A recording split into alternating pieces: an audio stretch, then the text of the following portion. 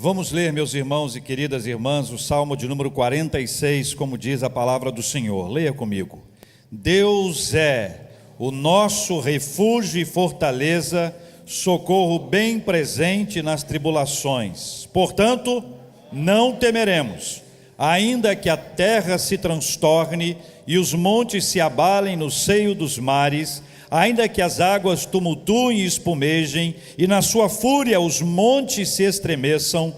Há um rio, cujas correntes alegram a cidade de Deus, o santuário das moradas do Altíssimo. Deus está no meio dela, jamais será abalada. Deus a ajudará desde antemanhã. Bramam nações, reinos se abalam. Ele faz ouvir a sua voz e a terra se dissolve.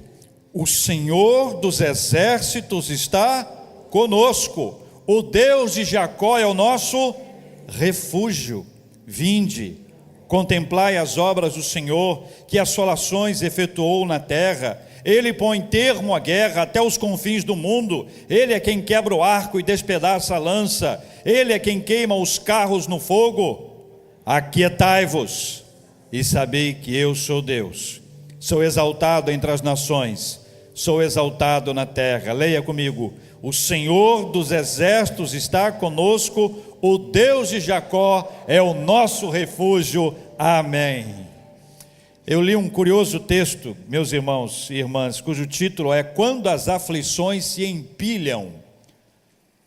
Quando as aflições se empilham. O autor, Eric Davis, ele narra, vou ler para você uma partezinha da palavra dele.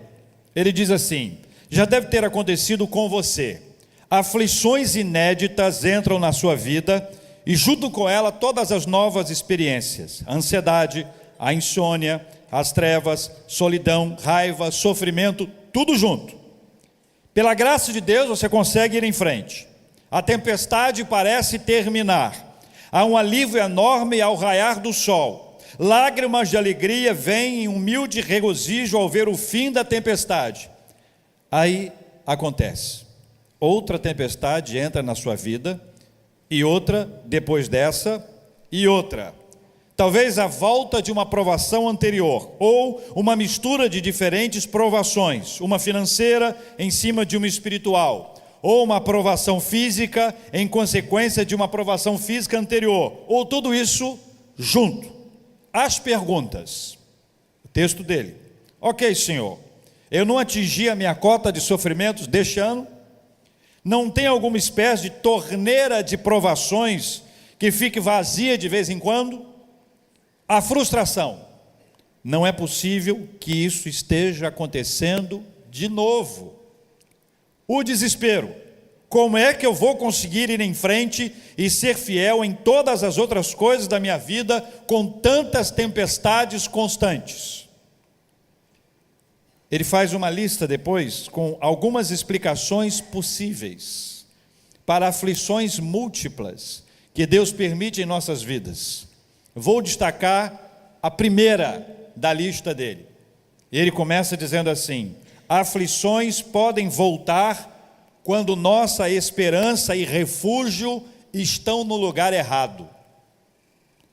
Aflições podem voltar quando nossa esperança e refúgio estão no lugar errado. Ele diz, citando o Salmo 46, versículo 1: Deus é o nosso refúgio e fortaleza, socorro bem presente nas tribulações. Continua ele: após passar pela tribulação, nós, talvez, ficamos felizes demais por ela ter terminado. Nosso conforto pode ser focado no fato de sairmos do vale da sombra da morte, em vez de ser focado na companhia do pastor. E aí ele faz uma referência ao Salmo 23. Ou seja, mais em se refugiar do que no refúgio. Qual é o ponto? O ponto é descartar o socorro quando o temporal passa. O que normalmente acontece? Ele observa, e é uma realidade que talvez você já tenha observado na sua vida também. A tempestade vem, e nós clamamos ao Senhor, e nós buscamos a Deus, E nós pedimos a Deus que tenha misericórdia. Nossa voz muda, nossa postura muda, nossa vida de oração muda, de leitura da Bíblia muda, a frequência da igreja muda, nós mudamos. Passa a tempestade.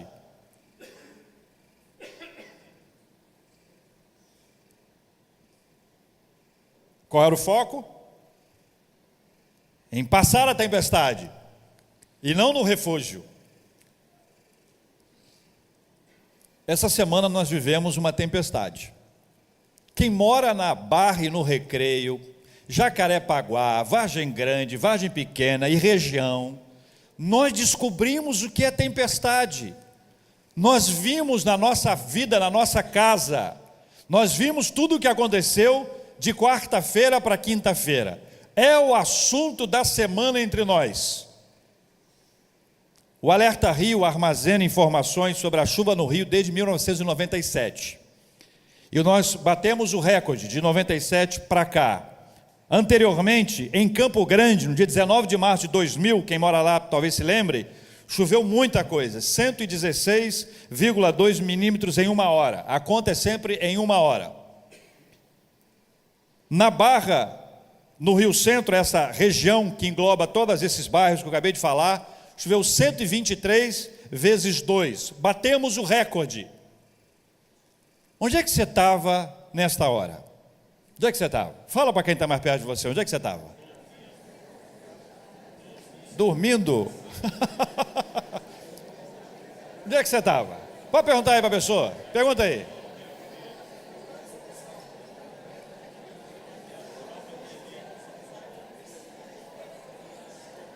Ok, agora volta para cá. Essa é uma pergunta feita para episódios marcantes.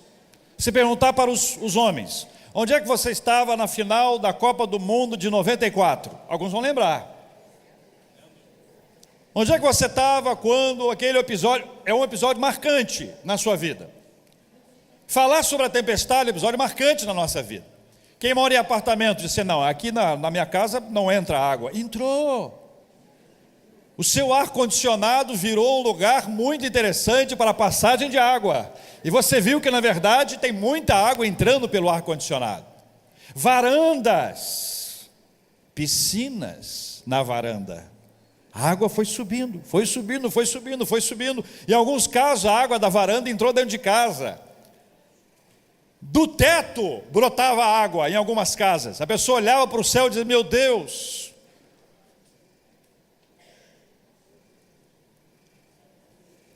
Quem estava na rua ficou ilhado, parado nos lugares, na expectativa que isso aconteceu.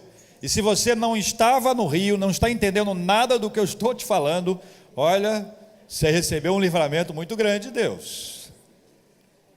Nós tivemos muitas pessoas desabrigadas, infelizmente 4 mortes por conta disso. Esse texto explica e fala sobre o refúgio. A leitura dos Salmos em muitos lugares faz uma referência especial a Deus como refúgio, o Senhor como refúgio. Há um autor especialista em Salmos, Dr. Mark de Futato, ele fala que 2 são as metáforas mais importantes sobre Deus nos Salmos. A primeira é Deus como rei, ele trata sobre a realeza de Deus. A segunda, Deus como refúgio. A Bíblia nos ensina que Deus é refúgio, ele é o refúgio bem presente em todas as horas. E a conclusão que está aí, ela é simples, mas não é simplista, deve ser encarada por todos nós como uma realidade. O Salmo 46 fala em vários momentos, em várias etapas desse Salmo, que Deus é o nosso refúgio, que em Deus nós podemos nos refugiar. Esse texto nos ajuda a trazer à memória essa verdade, da palavra de Deus, da verdade bíblica, de que Deus é o nosso refúgio, e nós não podemos nos esquecer disso. Os Salmos são ricos nesse assunto. Aliás, leia mais os Salmos. Houve um tempo que as pessoas só liam Salmos, e os pastores encorajaram a você não ler somente os Salmos. Aí algumas pessoas deixaram de ler os Salmos. Alguns ainda acham que o Salmo, um determinado Salmo, aberto na sua casa, impedirá que o ladrão te assalte. É a expectativa de que o ladrão seja também crente, e que ele fique tão impactado com a leitura do Salmo, que leia e desista de ir.